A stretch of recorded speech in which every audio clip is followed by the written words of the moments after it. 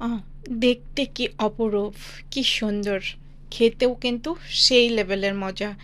এরকম স্বাদের তরকারি কখনো যদি কাউকে খাইয়ে দেওয়া হয়, তাহলে আমার ধারণা সে হাজার জনম ধরে শুধু এই মাছের তরকারিটাই খুঁজবে এবং যে রান্না করেছে তাকে বারবার এই রান্নার তরকারিটাই কিন্তু খেতে চাইবে। এটা আসলে দেশের অরিজিনাল অথেন্টিক কিছু দেশীয় মাছ, মিঠা পানির মাছ। এটা আমি রাজশাহী থেকে, রাজশাহীর যে চলনবিল আছে সেই চলনবিলের মাছ আনিয়েছি। তো এই ধরনের মাছ নর্মালি সচরাচর ঢাকাতে পাওয়া যায় না। ঢাকাতে আমরা খেয়ে থাকি কিন্তু ফ্রোজেন মাছগুলো, এবং ফ্রোজেন যে দেশি পুঁটিগুলো আছে সেগুলো কিন্তু পাওয়া যায়, মিঠা পানির ছোট ছোট মাছ পাওয়া যায়, কিন্তু এই লেভেলের এত বড় বড় এবং এত স্বাদের মাছ কিন্তু পাওয়া যায় না। তো যাই হোক, এবং যে মাছগুলো পাওয়া যায় সেগুলো বরফ দিয়ে ঢেকে নিয়ে আসে, যে কারণে দেখা যায় মাছের স্বাদ গন্ধ সবই কিন্তু চলে যায়। বাট এই মাছগুলো একেবারে টোটালি অথেন্টিক মাছ, গ্রাম থেকে ধরে নিয়ে আসা। অনেক দিন পরে এই মাছ তরকারিটা খেয়ে যেন মনে হলো সেই আবার ছোটবেলায় ফিরে গেলাম। ছোটবেলায় মা এরকমভাবে মাছ রান্না করে রাখতো, শীতের সকালে যখন রান্না করে রাখতো, সকালবেলা গরম ভাতের সাথে জমানো পুঁটি মাছের ঝোল, কি যে মজা লাগতো, মানে বলে বোঝানো যাবে না। এটা শুধুমাত্র যারা খেয়েছেন তারাই শুধু বলতে পারবেন। আমার ধারণা এটা হচ্ছে,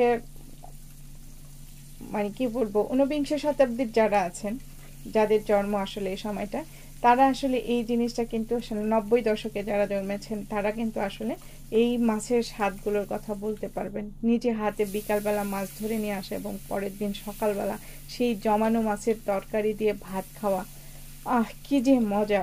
এটার কোনো কথাই হবে না। তো যাই হোক, সেই পুরাতন স্মৃতি মনে পড়লে আসলে কথা বলতেই থাকে, শুধু বলতেই থাকে, বন্ধ হয় না। কারণ স্মৃতি তো স্মৃতি বলে কথা, সেই পুরাতন দিনগুলো কোথায় যে চলে গেছে সেগুলো কিন্তু আর খুঁজে পাওয়া বড়ই দুষ্কর। তো যাই হোক, কথা বলতে বলতে কিন্তু আমি আমার মাছগুলোকে সুন্দর মতো ভেজে নিয়েছি। মাছগুলোকে আমি আসলে খুব বেশি কিছু দিয়ে ভাজিনি, এখানে লবণ, হলুদ এবং শুকনো মরিচের গুঁড়া মেখে বেশ কিছু সময় মেরিনেট করে তারপরে কিন্তু তেলে হালকা ফ্রাই করে নিলাম।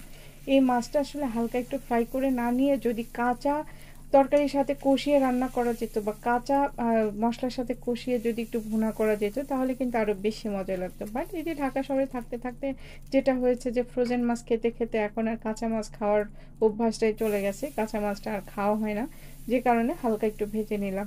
এবার এই ভাজা তেলের মধ্যে আমি পেঁয়াজ কুচি দিয়ে দিয়েছি। এই পেঁয়াজ কুচিগুলো লাল লাল মতো হয়ে আসলে তারপরে আমি এর সাথে সমস্ত মশলা কষিয়ে নেব। আসলে আমি এখানে খুব বেশি মশলা ইউজ করছি না, কারণ এই যে মাছ তরকারি, এই মাছ তরকারির মধ্যে আছে, অনেকেই আছে যে আদা, রসুন, ধনিয়া গুঁড়া, মশলা গুঁড়া অনেক কিছু ইউজ করে।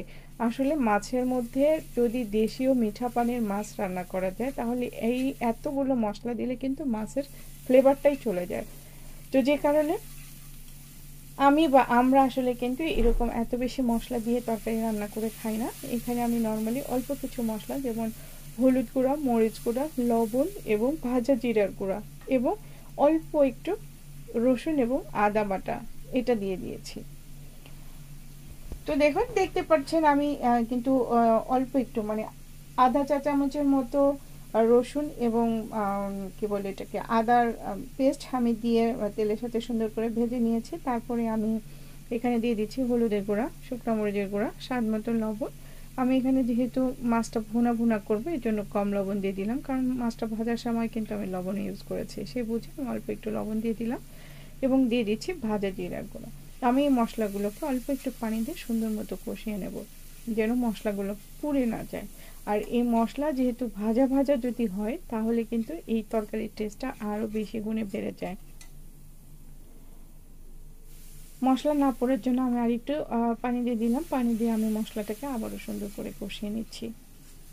নর্মালি এই টাইপের মাছ ভুনা করার সময় মশলা কষানোটাই হচ্ছে আসল কাজ। তো মশলাটা আমি সুন্দর করে কষিয়ে নিয়েছি, এবার আমি পরিমাণ মতো পানি দিয়ে দিব। আমার মতো কে কে গ্রামে বড় হয়েছেন, কে কে এই বিকালবেলা মাছ ধরেছেন, সকালবেলা মাছের তরকারি দিয়ে ভাত খেয়েছেন, তারপরে স্কুলে গেছেন, হেঁটে হেঁটে 4 থেকে 5 কিলো রাস্তা হেঁটে হেঁটে স্কুলে যাওয়া, এই যে কী যে মজা! এখন শীতকাল আসছে, এখন কিন্তু আসলে এই মাছগুলো খাওয়ার মজা গ্রামে থাকলে কিন্তু আরও বেশি মজা। যারা গ্রামে আছেন আমি তাদেরকে স্মরণ করি, আসলে তারা যে কি মজার একটা লাইফ লিড করে সেটা বলাই বাহুল্য রাখে না। আসলে আমরা শহরে থাকতে থাকতে যান্ত্রিক জীবনের জন্য আমাদের সব কিছু যান্ত্রিক হয়ে গেছে, তাই তো? কথা বলতে বলতে আমি একটু পানি দিয়ে দিলাম। আমি অল্প একটু পানি দিয়েছি। পানিটা ফুটে উঠলে আমি একটু ঢেকে রেখেছিলাম, পানিটা ফুটে উঠেছে। এই পর্যায়ে আমি দিয়ে দিচ্ছি সেই ভেজে রাখা মাছগুলো। এখানে কিন্তু খুব বেশি পানি ইউজ করা যাবে না। খুব বেশি পানি ইউজ করলে কিন্তু ঝোলটা ট্যাড়া হয়ে যাবে, মানে ট্যাড়া টাইপের, আর টেস্ট হবে না। আমি এখানে পরিমাণ মতো পানি দিয়ে দিয়েছি যেন একটু শুকিয়ে আসলে দেখ তো দেখি কার কার কেমন লোভ লাগছে জানাতে ভুলবেন না কিন্তু। ভালো থাকবেন, দেখা হবে নেক্সট কোনো ভিডিওতে। সে পর্যন্ত সবাই সুস্থ থাকবেন। আল্লাহ হাফেজ।